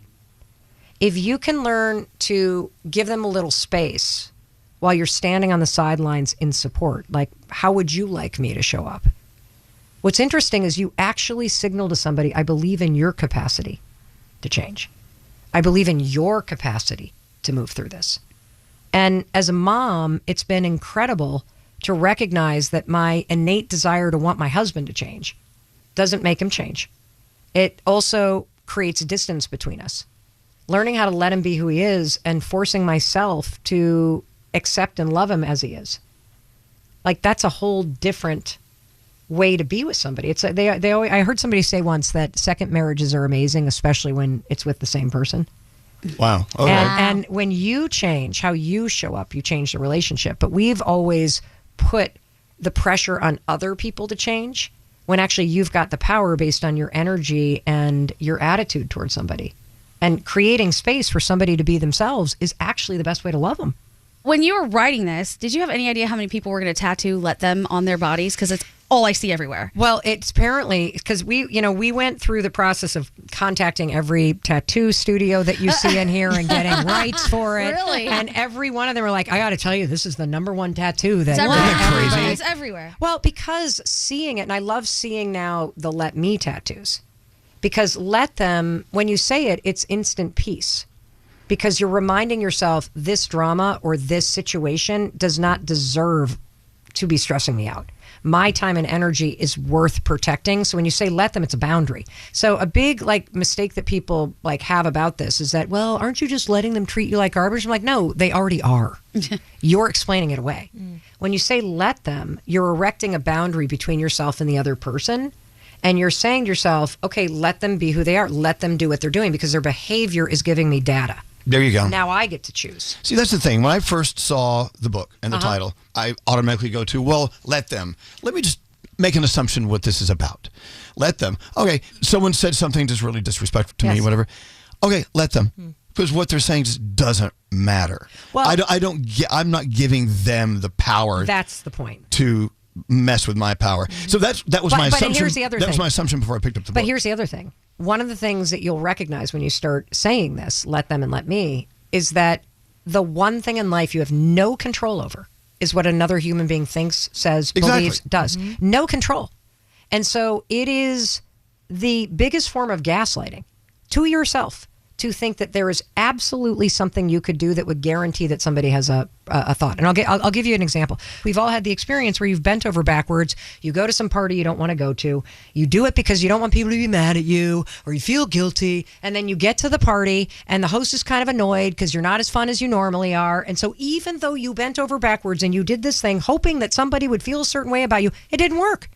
There's a better way to live your life, which is let people feel what they're going to feel, think what they're going to think, follow you or unfollow you, misunderstand. Just let them, because they're going to anyway. So why would you waste any time on it? That's it. I can't listen because I feel like I'm listening to you on Audible because that's how I read the book. And I know you do sidebars all the time. And like I know it's different because you add things. But I feel like, that she's with me in the car You're getting more sidebars right now. Right. And I feel like it's my friend Mel. It is your friend Mel. It is your friend Mel. It's so crazy. It's your friend Mel. Voice. Yeah. Mel Robbins, of course, the Let Them Theory. It's out, and I expect everyone listening to the sound of my voice to buy 14 copies because they're really decorative, these books. Yeah. I mean, they designed this cover to show up on a beach. Isn't that funny? Actually, I love that you said that because the color of it, we were told green books don't sell. And it's bad luck to do a green book. And it was inspired by Court of Thorn and Roses, book 2. I'm a big fantasy reader. And so my daughter and I were like, oh, we love the cover of book 2. Let's do green and yellow. And then we did it. And as we were designing it, I said to my daughter, this cover has to, if you're walking down the beach, you have to be able to go, oh, there's that book. It's everywhere. Yes. In the airport, everywhere. Oh, everywhere. I see it. I have to say that, Jay Shetty's a good friend of ours. Jefferson Fisher, I've fallen in love with this guy. Mm-hmm. If you've ever seen him, he's usually in his car telling you like how to cut people off when they're trying to F with your head. He's great. And I saw the podcast with the two of you. Yeah. Are there other people like that emerging that could be the next best seller that we should be following? So I love to collect these incredible forces on my Instagram. Jefferson Fisher, fantastic human being. I also love Dr. Julie. Do you know Dr. Julie from the UK? Who's that? Well, I love her because she's a psychiatrist or psychologist that uses all these models to explain different principles. So she'll like take out kids' toys and show you these intellectual concepts. And she's a mom of 3 kids. And when she flew over to be on the podcast, she brought her 3 kids. And it was just really fun. And we did all these things with physical models. So I really like her too.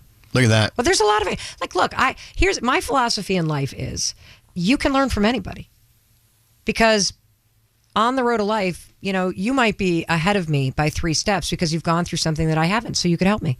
I might be ahead of you at another time because I've gone through something with, my son, and now I can help you. You are best equipped to help the person you used to be.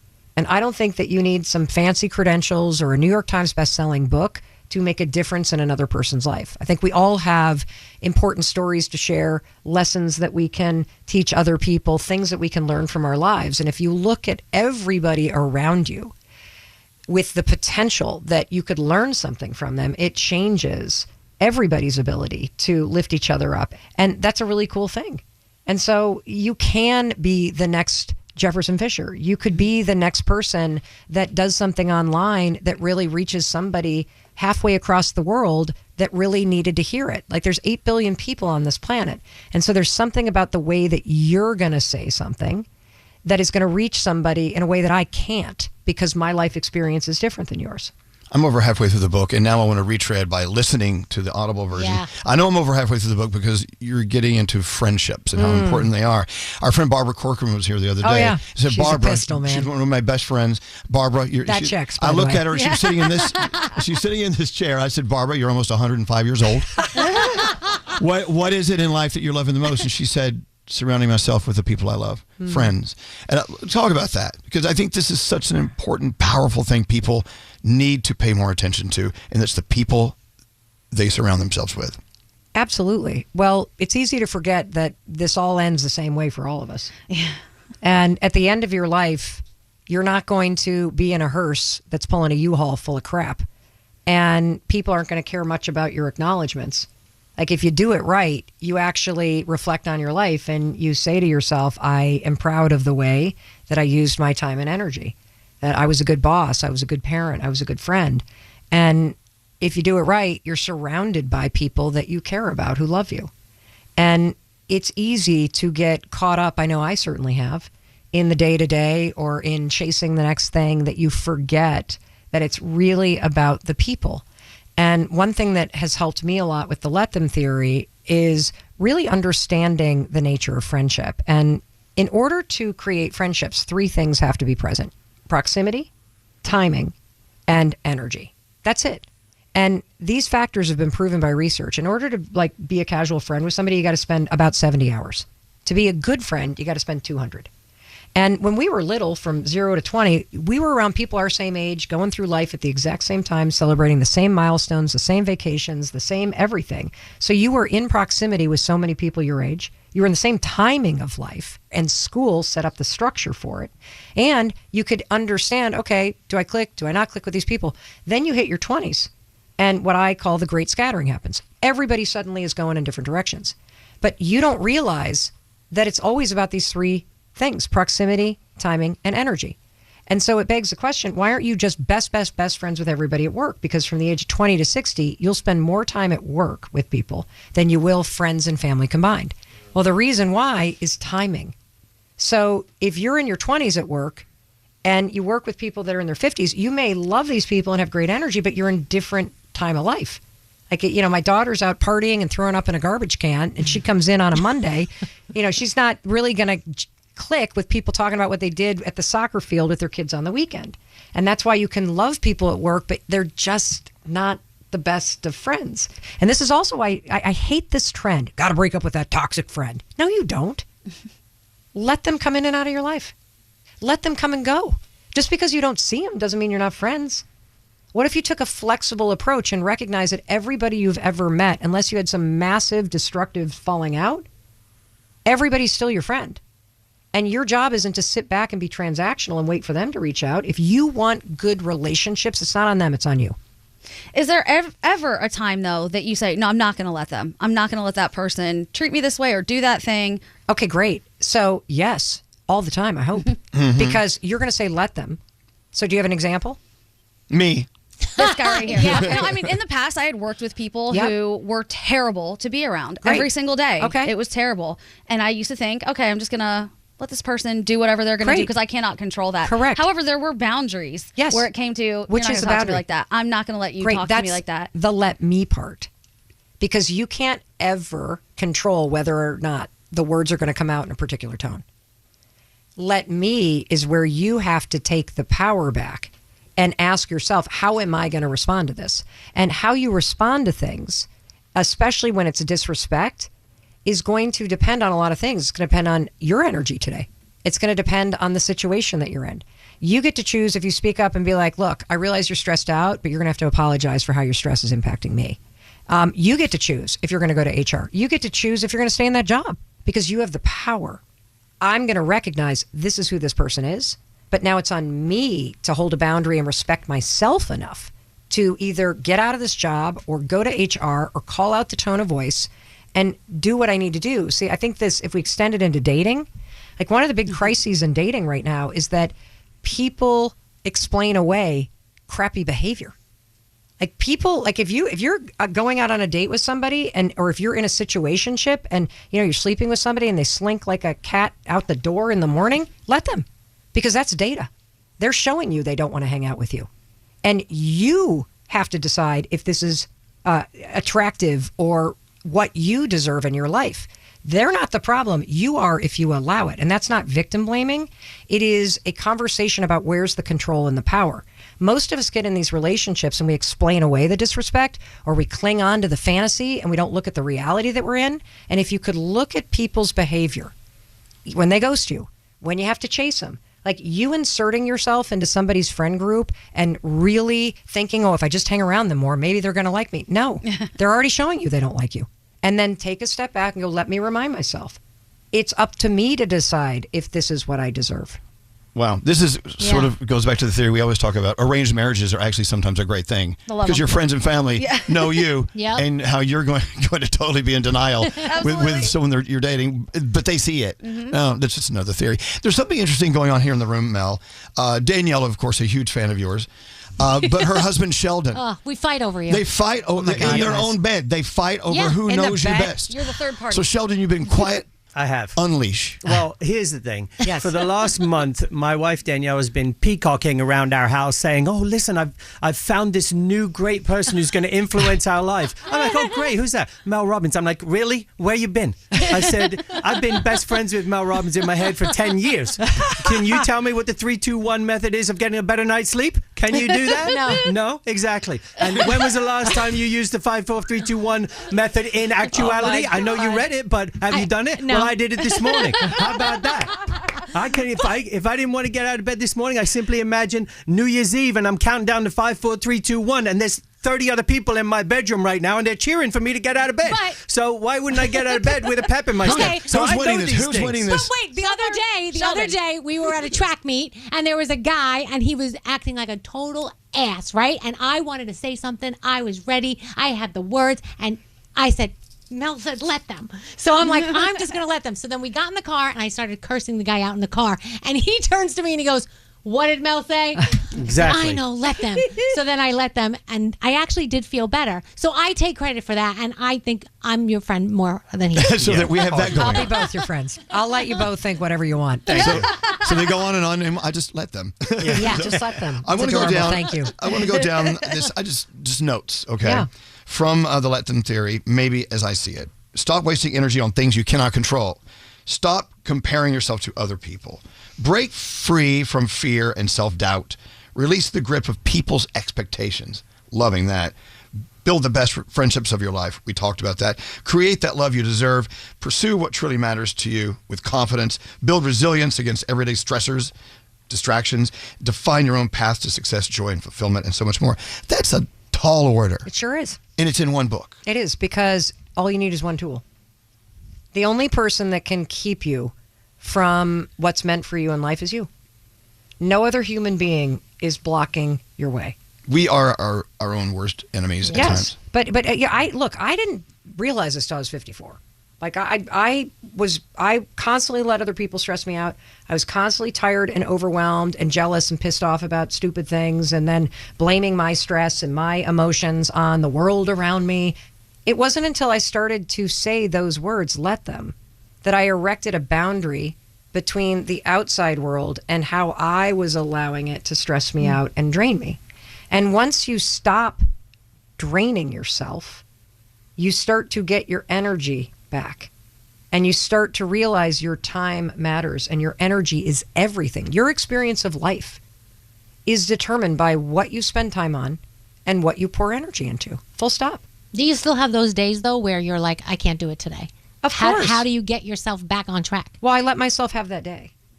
Like, so I think it's important, like, that there are times in life where the mentally healthy response, this goes to your question about sadness, there are times in life where it's important to just be down. But often when things are bad, you're still carrying the weight of how this is impacting other people. Like when you're down, like with a lot of people, my husband has struggled with depression, and a lot of what he felt other than that dark cloud was this sense of added shame that he wasn't able to show up in those moments for the family. You know, carrying this burden that somehow he is responsible for showing up a certain way because we need it. I wish we had let them, because it would give you the grace to be able to release the responsibility of everybody else so that you can actually take care of yourself. And let's look at the word responsibility. Responsibility is just the ability to respond. And life is going to be happening out there all the time. The headlines are going to be what they're going to be. People in your life are going to struggle. Jobs are going to come and go. The economy is going to go up and down. Let it. Your response to what's happening is everything. And in fact, you know, I spoke to Dr. Martin Luther King III during, when we were talking about this book, and it was incredible to hear him reflect. You know, this, Mel, is my father's legacy. That the power is in your response to what's happening. You get to choose peace. You get to choose what you fight for. You get to choose how you're going to show up in the face of things that seem dark. And so understanding that you have more power than you realize is a very incredible thing. The power of the word no. Remember, we used to preach that all the time. It's a full sentence, remember? Yeah, We're no is learning, a sentence years ago. And you gave me a hat that has the word no on it, Yes. which is my favorite hat to wear. But that was my first foray into like, okay, I do have the power to be in control here. Yeah. Say no. Saying no is just the most wonderful word. Yeah, and ever. then let them be disappointed. Does this wear you out, by the way? All these questions. I mean, when you're done with this in these interviews, does she go to the car and just go, damn, I'm done? Sit there in I silence. said, I'm going to take off my Spanx and just explode and just... No, you know why? Because I think what's standing in people's way most is discouragement. Right.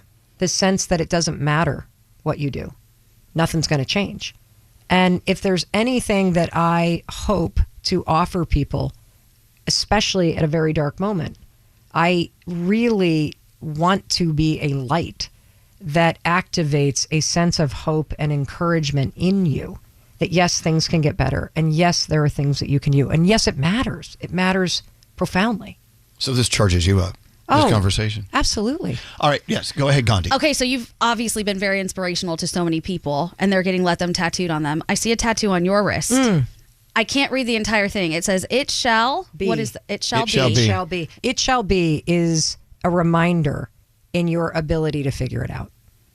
Like, I really do believe that. I think you can look backwards in your life, and even the horrible things that happened that you didn't deserve, you can see how every twist and turn led you to where you are today. You can see the lessons in it. You can kind of understand how it shaped you and led you to this moment. It shall be, and this skill that I believe that everybody can learn is standing in this moment and actually doing that to the future. Wow. That this moment too is but a brick on the path of your life that is leading you somewhere. And you can stand in this moment, and even when it's devastating or heartbreaking or overwhelming and scary, that you can hold your own hand and remind yourself that this is but a moment. And some point in the future, there is such a bigger possibility that is waiting for you. And your job is not to doubt that. Your job is to trust that it is coming, and that at some point you'll look back and understand why this happened and what you learned from it, because it was preparing you for something bigger that was coming. And that's why that tattoo is there to remind you. Wow, I like it. My best friend who passed away, his line and his tattoo was just be. That's it. I think that's my first and only tattoo I'm going to get. Wow. Danielle. I don't even know what to say. I love the book. It's great. It's so inspirational. I love I think a lot of younger people should read it as well. I think that The people throwing up in trash cans? Yes, people throwing up in trash cans. No, Absolutely. because I know our son was just going through something, something similar to what Well, your we all daughter. do. Yeah. Yeah. And I think that he would take a lot from this book. So I don't think it's definitely geared to so many different people. 100%. Mel, I cannot tell you how grateful I am that you spent time with us today. Well, thank you for inviting me. The Let Them Thank you. theory is out, of course. Why don't you be one of the kabillions of people who have made it the best-selling book Well, of here's all the time? thing. You don't even need to buy it. We just told you how to use it. Yeah. Well, there you go. Nothing from Sheldon? I'm in awe. I'm thrilled to be here. I love the fact that this is a moment that I have pictured in my mind for many, many years. But you are exactly who I thought you would be. So thanks for everything you give to everyone. Mel Robbins, of course, The Let Them theory. It's out. Go get it. Thank you, Mel.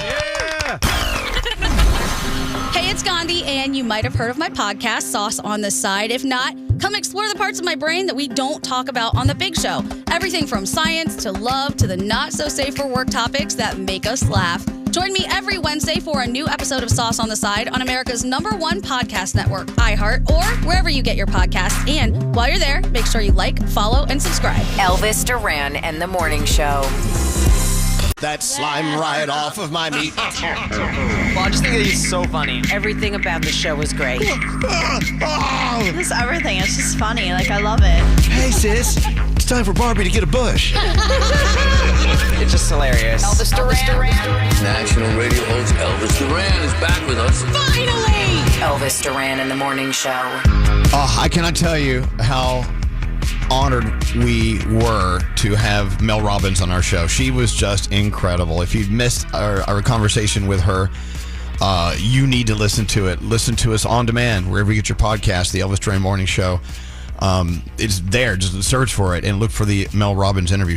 How fabulous was she and is she? She's right? amazing. We want to keep her. Keep her in our back pockets.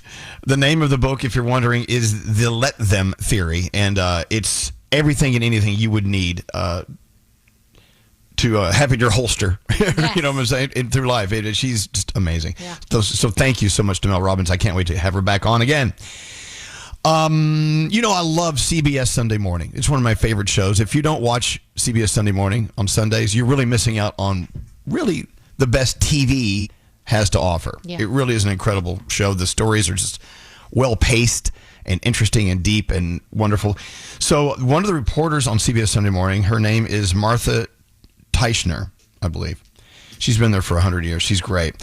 She did a story about Vermont's Dog Mountain, this dog chapel up in Vermont where people will go to grieve and say goodbye to their dogs. Aww. And you go into the dog chapel in Vermont and you see just walls covered with photos that people bring in and tack up. They also bring their other dogs, and there's dogs running around. It's just an unbelievable place. And for some reason, a lot of people don't give dog lovers and cat lovers room to grieve when they lose arguably one of the most important parts of their lives. Yeah. Right. And closer to home here in Central Park, I don't know if you know about the Secret Pet Memorial Tree. We've talked about it before. There's a part of Central Park called the Ramble. It's just a very, very, it's a wooded, hilly, kind of behind the scenes walk through Central Park. And right in the middle of it is this tree decorated by pet owners with photos of their pets that passed away. Have you ever been to the Pet Memorial Tree in Central Park? No. Oh, it'll take your breath away. Aw. It's incredible. So go check it out next time you're in the Bramble in beautiful Central Park. What another great way to pay tribute to these pets of ours. So a really good friend of ours who we work with here at Z100 in New York, they had to let their dog go.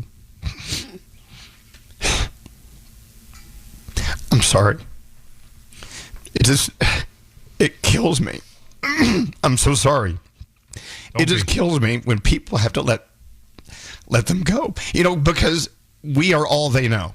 Yeah. We adopt them, or they come into our lives when they're little puppies or kittens, and we're all they know. So the day they leave us, we've been with them the entire time.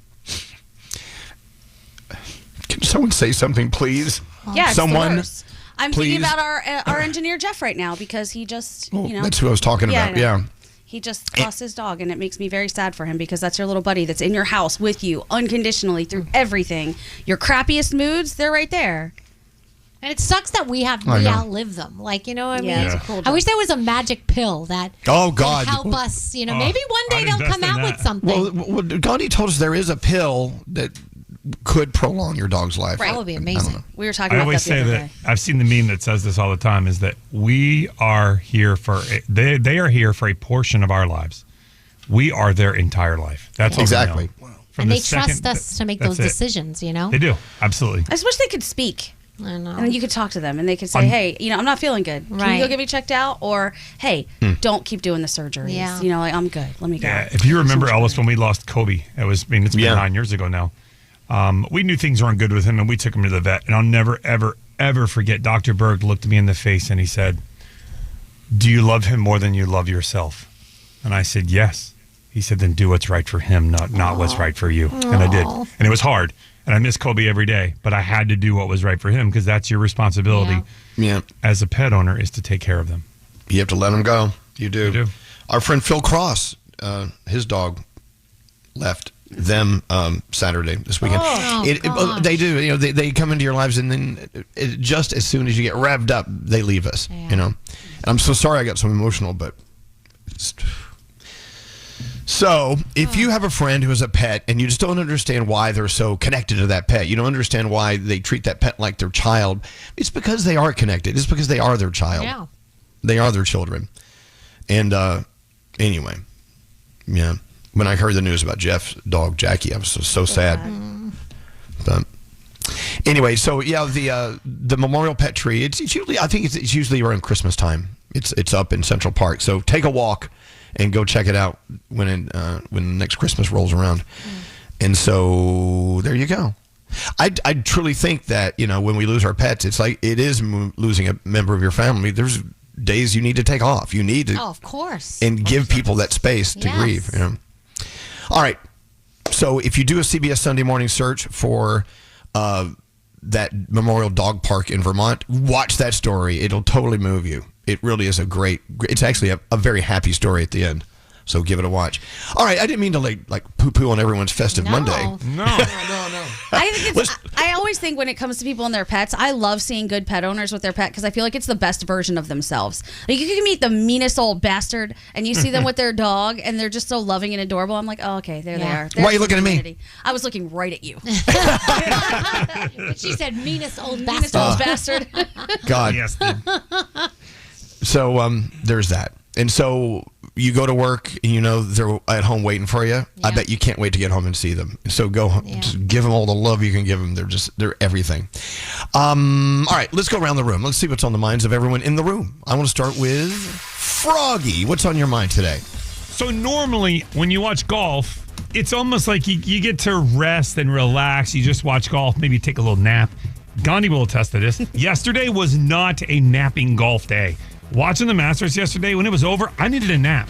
It was the most bipolar, just wild round of golf. 1 minute it was like players would do good things, and then absolutely crazy things. And I'm sitting there on my couch going, "How did you do that at that point?" And I realized that golf is hard. I get it. I play it. I understand it. But yesterday was such a wild day, but I really truly enjoyed it. Watching with my son, getting so many texts. Danielle called during the middle of the Masters. I had to put her off. I'm like, Danielle, I'll call you back when it's over. It was so funny. I can't talk to you right now. Gandhi was texting me. It really was just a fun day. I enjoyed it. I can't wait till next year. We're only 361 days from Augusta again. So Look at you. I can't wait. You should buy one of those green jackets.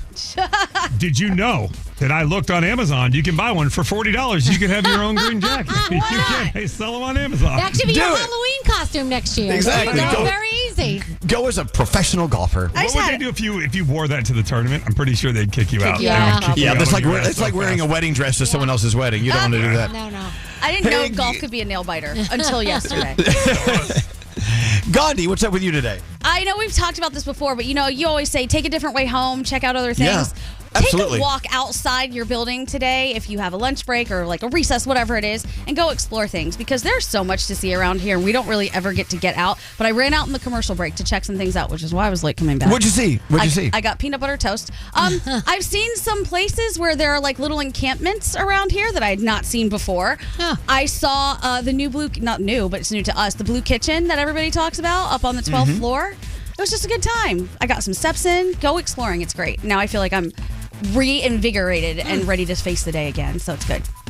Excellent. How about you, Scary? What's on your mind today? Okay, we really should outlaw table pictures. Pictures taken at the pictures when people are in a restaurant, they're sitting around, they're hanging out, and they're literally sitting there, and everyone is misaligned. Half the bodies are in the dark. This happened on Friday night. We wanted to commemorate the moment, and we took a table pic. It's the absolute worst idea. Which table pic have you ever posed for with the entire table where the waiter takes the picture that actually turned out good that you were proud of? None. I can tell you that. Like this one, like you can see the neon exit sign in the background. There's too much ceiling. All the dirty plates are on the table. You can edit it now on your phone. Pure trash. So you're saying don't commemorate a moment unless it's well lit. Do not commemorate a moment by a bunch of people seated in a line at a table. A giant group shot sitting at a table where faces are poking out from other people's bodies. It's just awful. It's an awful thing. I'm sorry. I know. There are bigger things in the world to complain about today, but we missed our mark with British Warren because we had a great moment. We hadn't seen each other, and it was a great reunion. And all we have is this awful memory of this table picture. So well, then take a picture somewhere else. Then what? I know, but that's the go-to. Everyone does that. Hey, give the waitress a pic. I must beg to differ. I have some of my favorite photos taken at tables, and they look great. I don't know. But you tell that waiter to give me a 0.5 on that camera. Let's go. Maybe it's the angle. I don't know what it was, but I just awful. and then I have to look at people's dirty food on the table. I don't You know. can delete that. You can edit it now. Okay, all right. Or just, yeah. And I'm complaining about something that's probably not very important in life, but all right. Okay. It's very on brand. Producer Sam, what's up with you today? All right, I got to be selfish and mention two things. First of all, congratulations to my husband, William, who ran the Jersey City Marathon this weekend. It was his third marathon, but the first time that he made the time he wanted, which was under 3 hours and 30 minutes. He did it in 3:27. Wow. Super proud of him. Great job, anyone who participated yesterday. And I also want to thank our listeners. If you weren't around and didn't hear it last week, I said that William and I are going through IVF after a year of trying, and now we have a year of IVF behind us. We are still thick in this very fun journey. But I just got such a wonderful outpour of really great comments and personal stories, and the other ones that I was hoping for, which is people saying, thank you so much for sharing, because this is me. And it helped to hear it. So if it's you, I'm with you. I'm part of the club. My fingers are crossed for all of us. And thanks so much for making such a safe space for me to share. Absolutely. We love you. Love you. What's up with you, Straight Nate? Okay, so you've heard me raving about The Pit. It's on Max. I finished it. The season finale was last Thursday. I watched it over the weekend, and oh my God, what a fantastic show. And what I'm about to say is this. It's a feel-good show, and I know it's about a hospital drama and people dying, but the great thing about it is that you're watching this ER, and it's all of these people, and I know they're actors, but they represent all of the people out there that run to the danger and take care of us when things go bad. So it just made me feel good that there are people like that, because of course, like most people, I did a deep dive afterwards. I go in and see what the real thoughts were on the show online, and everybody was just raving about it, especially people in the medical profession. So if you had a part in making this show, thank you very much. And more importantly, if you have a part in saving people in any way, shape, or form, thank you from the bottom of my heart. Aww. So thank you. Wow. Watch that show. You said every single episode of The Pit was so moving, and you cried. And I cried at the last one. I do want to see that. Yeah, me too. I'm in. Danielle, what's up with you? All right, well, I'm going to, say thank you to people who help people as well. So you guys know Hackensack HMH is actually a sponsor of ours. But years before they even became a sponsor, I have been a patient. Hackensack University Medical Center is my hospital. A lot of my doctors are there. And so on Friday, I went and got my annual mammogram there, right? So shout out to Stella and Michelle and the amazing people who run the breast cancer center, because they're absolutely amazing. Thankfully, everything is fine, but I just want you to know that you really should go and get that mammogram. I was hearing while I was there that they're finding more and more younger women having breast cancer. Women in their 30s, for some reason. They don't know why. So if you have any questions, if you think something's different, if you think something's off when you do your self-examinations, or try and go a little earlier than 40 if you can, if your insurance will let you, even just for a checkup, if it's in your family. All these things play a difference. And if you catch it early, then the odds are much, much, much better. So please get your mammogram. And again, thank you to everybody at Hackensack University Medical Center. Love you guys. You are always amazing. There you go. Did I get everyone? I think we're all in, right? We're good? I think we're so. good? Everyone's tucked in? Okay, All good. tucked in. I tell you what, let's do sound coming up. Danielle, what do you have coming up in your last report of the day? Shabuzi. He's not putting out a new album, but he's putting out his other album that he just had out with some new songs. So that's Okay. Right. And Sabrina Carpenter is doing something very special for Espresso. You'll see. And she did a great job at Coachella as well. Everyone just Coachella. I think we should have been there. Yeah, Even though I heard people were kind of miserable while they were there. Yeah. 100 Anyway. degrees. I'd rather watch it on stream it. Thanks. But Benson Boone and Gaga by far are getting the most play on social media from Coachella. How cool! All right, so that and a lot more coming up. Oh, there goes Elvis. Elvis Duran in the morning show. Rocket is giving every home one address, rocket.com, a single, seamless home ownership platform that helps you find, buy, sell, finance, even refinance your home. Visit rocket.com, the new home for all things home ownership. Rocket, own the dream.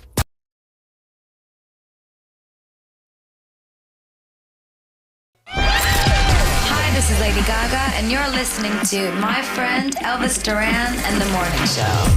Well, thank you, Gaga. She did a great job at Coachella. She was amazing. People just thought she was. I mean, it's Lady Gaga. She just really knows how to do it. Oh, she puts on a show wherever she goes. It's amazing. And Benson Boone, super, super huge. A lot of people just couldn't get enough of him when he's doing Bohemian Rhapsody. Let's play some Benson Boone in just a second. Gosh, the countdown is on for the countdown. Blue Origin, the all-female crew, including Katy Perry and Lauren Sanchez and many more. Gayle King. They're taking off, in about 30 minutes? 12 minutes and 14 seconds. I'm watching it live right now. Oh, really? Yeah, NPR.org has it if you want to watch it. How cool. How cool is that? Let's get some sound in here with Garrett. Yes. Garrett, what do you have today? All right, let's some music that dropped over the weekend, including some Coachella artists. We'll start, though, with Jelly Roll. This is called Dreams Don't Die. I know how to cry, and I know how to lie, and I know how to hurt. Wow. Been doing it all my life. He said it was one of his most important songs he ever put out. So, it seems like every song Jelly Roll does is really important. Yeah. Have you figured? I mean, it's hard. It's not his to think thing. that. Shabuzi, he was at Coachella over the weekend, but Danielle's about to do a story about him putting out some new music. This is with Miles Smith called Blink Twice.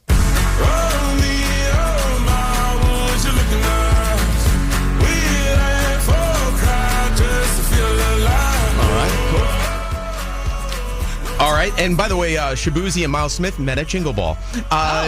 Green Day put this one out too. They played Coachella. This is called Smash It Like Belushi.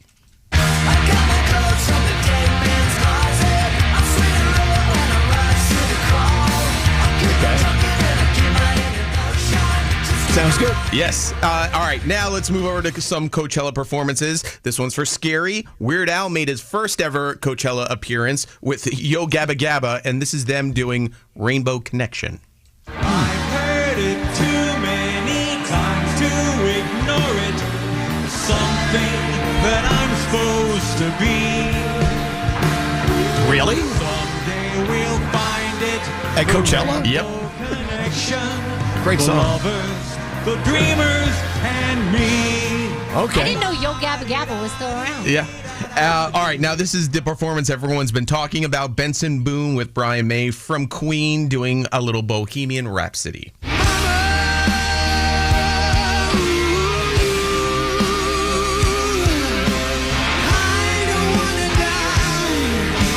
Unbelievable.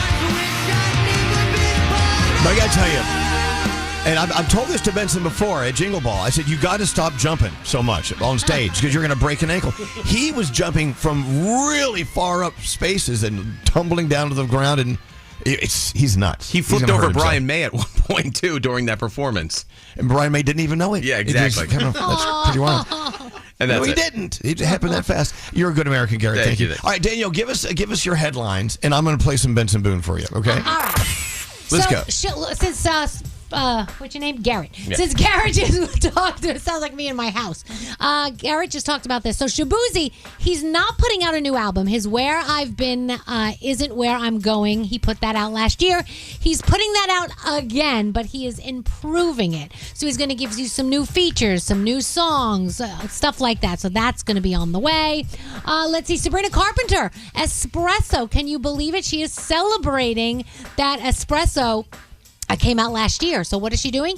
She's giving us a caffeinated piece of merchandise. It's a custom vinyl of espresso that's actually filled with espresso. Yes, I don't know how she got it in there. I'm not even sure if it's really coffee or really caffeine in there, but it's in there and it's this liquid, and she only pressed like 1,000 copies. It's a special edition, a special release. So if you can get your hands on that, that's awesome.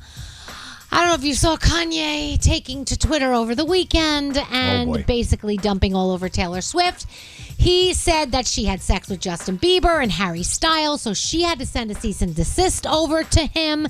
And then Travis Kelce apparently is not having it. He is so pissed off, and he wants to have a man-to-man with Kanye. So we'll see if that happens. I do not. The man's obsessed, and he's insane. So what the? She needs to get a restraining order against him. It's ridiculous. It's absolutely ridiculous. And yeah, so okay, 7 minutes and 58 seconds until the ladies launch into space. I don't know why I'm so obsessed with this, but I am. You are. We all are. I really am. Katy Perry, she's going up there. Gayle King, a bunch of others are going up there. The rocket ship travels 62 miles above the Earth, returns gently under parachutes. Round trip flight time is 11 minutes. And like I said, 7 minutes and 37 seconds to launch. What are we watching? American Idol, The Voice, Holy Marvels with Dennis Quaid, all your NCIS shows, and don't forget Mobland. That's the one Elvis is liking on Paramount Plus. Loving it. That is my Danielle report. And even though it's in English, you do have to watch it with subtitles. Unless you live with a Brit, then you don't. Exactly. All right, the star of Coachella, Benson Boone. I love this song. It's his new one. It's Sorry, I'm Here for Someone Else. I'm sorry I'm here for someone else, but it's good to see your face. And I really hope you're doing well. I hope you're doing well.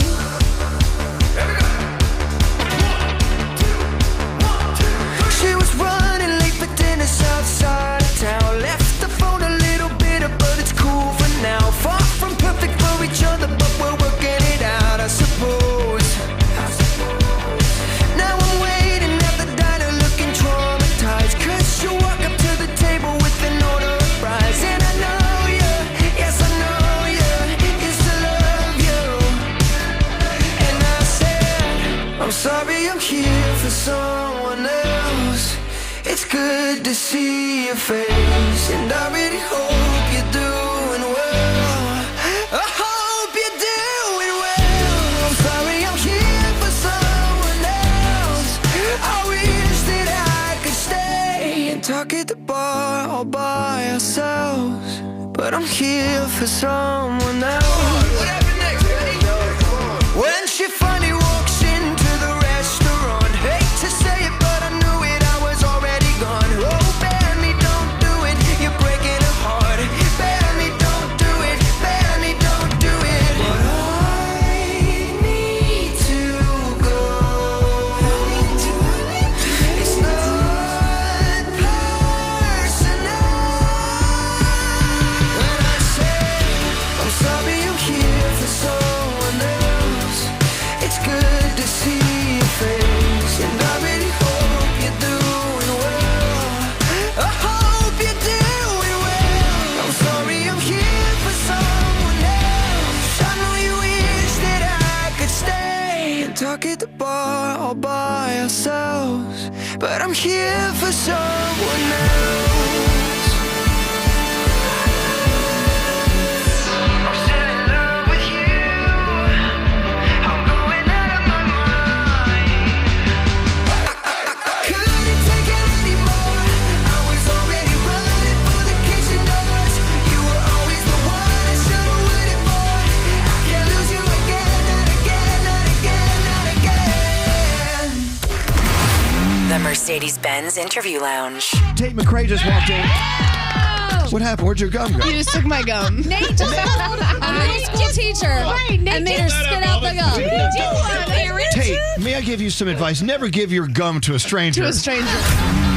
That feeling of owning your first Mercedes-Benz is hard to believe, but it's real. From the leather stitching to the iconic design, every element of a Mercedes lives up to its reputation. See for yourself at your local dealer. Offers are waiting. Elvis Duran in the Morning Show. All right, show's done. Let's get out of here. Till next time, say peace out, everybody. Peace out, everybody.